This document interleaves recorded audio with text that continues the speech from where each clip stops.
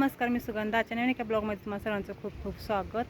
तर मी तुम्हाला झाडं दाखवणार आहे. मी लावलेले एका झाडापासून मी किती झाडं तयार केले ते दाखवणार आहे. आणि मी झाडं ते कशात लावले, आपण जी वस्तू आपण लागत नाही म्हणून फेकून देतो त्या वस्तूचा मी वापर केले झाडं लावण्यासाठी, तर ते तुम्हाला दाखवायचं आहे मला. आपण सगळ्या वस्तू लागत नाही म्हणून फेकून देतो, तर मी असं ते झाडं लावलेले आहेत ना, तुम्ही बघू शकता. हे सगळे डबे आहेत माझे, तेलाच्या डब्यांमध्ये मी झाडं लावलेली आहेत. माती भरून काय दह्याचे डबे आहेत, त्याच्यामध्ये हे सगळे झाडं लावलेले आहेत, तुम्ही बघू शकता. आणि ही जी बादली आहे त्या बादलीमध्ये सगळे एक गुलाब मी आणलं होतं, फक्त त्याच्या सगळ्या कटिंग करून फांद्या लावल्यात मी ह्या कुंडींमध्ये. तर सगळ्या फांद्या आलेत आणि त्याला असं फुलं कळायला लागलेत. खूप छान हे तुम्ही बघू शकता. सगळे मी फेकून देतो आपण, लागत नाही म्हणून, खराब झाले म्हणतो आपण. आणि त्याच्यामध्ये मी माती भरून एवढे सगळे झाडं लावलेले आहेत.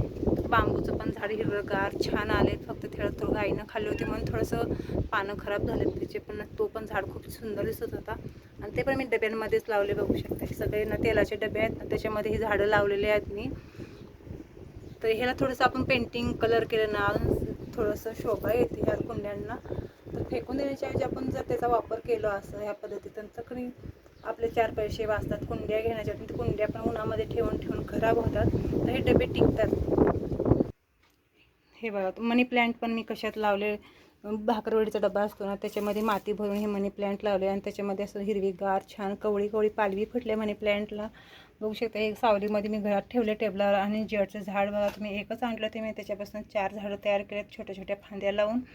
आणि हे पण दह्याचे डब्बा आहे, त्याच्यामध्ये स्नेकचं झाड लावलेलं आहे. आणि ते खूप छान झाड आले स्नेकचं, हिरवंगार असं. आणि हे पण शोचं झाड आहे, ते पण छान असं वरतीपर्यंत पालवी आले त्या झाडाला.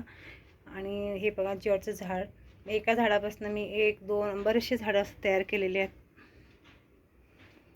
आणि ह्याच डब्यांना थोडासा कलर दिला ना, डिझाईन कलर ना, हे डबे छान दिसतात घरात ठेवायला.